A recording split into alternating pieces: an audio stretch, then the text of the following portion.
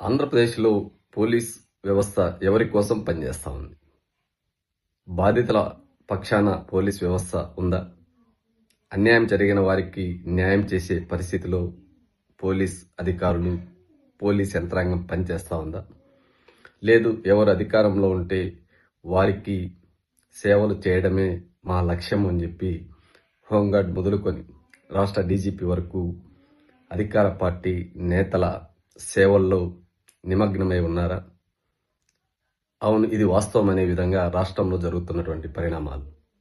ఈరోజు ఆంధ్రప్రదేశ్లో బలహీన వర్గాలకు చెందినటువంటి ఒక వ్యక్తి ఒక రాజకీయ పార్టీని ఏర్పాటు చేసుకుని రాష్ట్రంలో జరుగుతున్నటువంటి అన్యాయాలపైన, రాష్ట్ర ప్రభుత్వం చేస్తున్నటువంటి ప్రజలకు మంచి ఏది చెడు ఏది అనేటువంటి విషయాలపైన, రైతాంగ సమస్యలపైన, బలహీన వర్గాలు, దళితులు, గిరిజనులు, మైనార్టీలు ఎదుర్కొంటున్నటువంటి సమస్యలపైన నిరంతరం తనదైన శైలిలో బీసీవై పార్టీని ఏర్పాటు చేసుకుని తన గళాన్ని బలహీన వర్గాల గొంతుకుగా వినిపిస్తున్నటువంటి బోడే రామచంద్ర యాదవ్ గారికి రాష్ట్ర ప్రభుత్వం పోలీస్ అధికారుల ద్వారా చిన్న సంఘటనను కూడా టార్గెట్ చేస్తున్నటువంటి పరిస్థితి ఆంధ్రప్రదేశ్లో కనిపిస్తూ ఉంది. ఇప్పుడు చివరికి తన సొంత కూతురు మీద ఆకతాయిలు చేసినటువంటి హంగామా, ఒక ఆడపిల్లను వేధించినటువంటి పరిస్థితి, ఒక పార్టీ అధ్యక్షునికి బలమైనటువంటి బలహీన వర్గాల ప్రతినిధిగా, సామాజిక న్యాయం కోసం అణగారిన వర్గాల గొంతుకై వస్తున్నటువంటి బోడే రామచంద్ర యాదవ్ గారి కుటుంబం పైన అధికార పార్టీ నేతలు, వారికి ఒత్తాసు పలుకుతున్నటువంటి పోలీస్ వ్యవస్థ, నిజంగా పోలీస్ వ్యవస్థ ఎవరి కోసం పనిచేయాలి?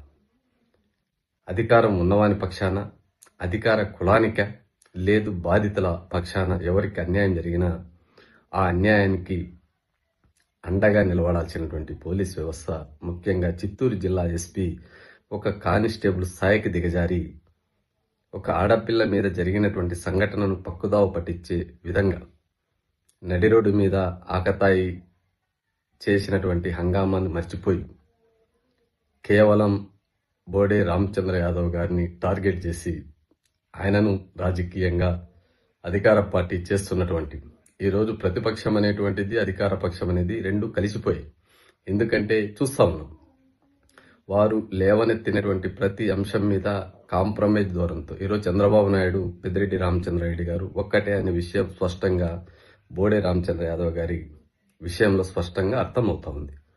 అది చివరికి కుటుంబంలోని ఆడబిడ్డలను వేధించే స్థాయికి ఈ రాష్ట్ర ప్రభుత్వం, రాష్ట్ర పోలీస్ వ్యవస్థ చూస్తూ ఇలాంటి సంఘటనలు జరుగుతున్నాయంటే మీరు ఎవరి కోసం పనిచేస్తున్నారు? ఇలాగే జరిగితే రాష్ట్రంలో జరగబోయేటువంటి పరిణామాలు చాలా తీవ్రంగా ఉంటాయి. మీరు బలహీన వర్గాలను ఇప్పటికే దాదాపు 78 సంవత్సరాలుగా దగా చేశారు, మోసం చేశారు, అణిచివేశారు. వారి కుటుంబాలను ఆర్థికంగా, రాజకీయంగా, సామాజికంగా ఎదగకుండా అనగదొక్కినటువంటి పరిస్థితి చదువుకున్నటువంటి యువత ప్రతి ఒక్కరికి అర్థమవుతా ఉంది.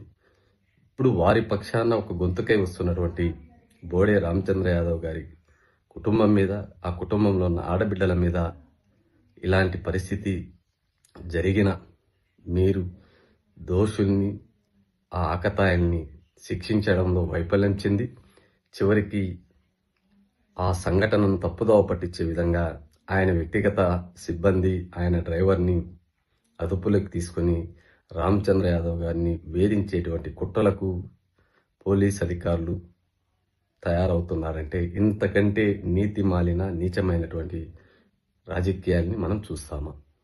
ఇప్పటికైనా అధికారులు, మీరు ప్రజలకు సేవ చేయడానికి మీకు ఇస్తున్న జీతాలు, వేతనాలు ప్రజల యొక్క కష్టార్జితం. ఎక్కడ ఎవరికి అన్యాయం జరిగినా వారికి న్యాయం చేయడమా, వారికి రక్షణ ఇవ్వడమా మీ బాధ్యత. అంతేగాని ఎవరు అధికారంలో ఉంటే ఆ పార్టీకి తొత్తులుగా వ్యవహరించడం అనేటువంటిది మానుకొని రాష్ట్రంలో శాంతి భద్రతల పరిరక్షణే ప్రధాన అజెండాగా పనిచేస్తారా?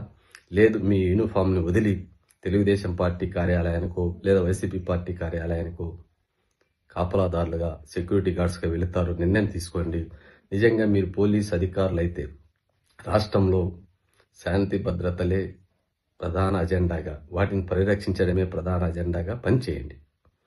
లేదు మీకు అధికార పార్టీ మెప్పు కోసము, వారిచ్చే తాయిలాల కోసము, లేదు వారికి ఊడిగం చేస్తే మంచి పోస్టింగ్లు వస్తాయి, మీరు ఎలాంటి అవినీతి అక్రమాలు చేసినా చూసి చూడట్లు ఉంటారని వ్యవహరిస్తే ప్రజలు తిరుగుబాటు చేసే పరిస్థితి వస్తుంది. ఇది ఒక బలమైనటువంటి పార్టీ అధ్యక్షుని కుటుంబానికే రక్షణ లేకపోతే సామాన్య ప్రజలకి, సామాన్య ఆడబిడ్డలకి రాష్ట్రంలో రక్షణ ఉందా?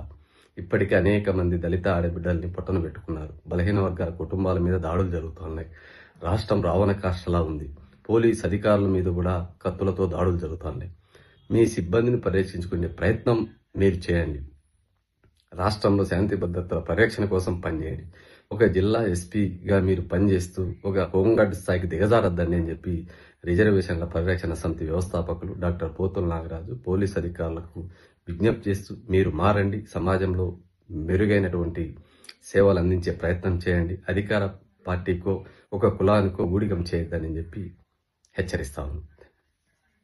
ఫాలో చేయొచ్చు కదా అండి ప్లీజ్. ఫాలో చేయొచ్చు కదా అండి ప్లీజ్. అందరికీ నమస్కారం. మీరు వీడియో చూస్తున్నారు కానీ సబ్స్క్రైబ్ చేసుకోవడం లేదు. సబ్స్క్రైబ్ చేసుకోండి, మాకు సపోర్ట్ చేయండి.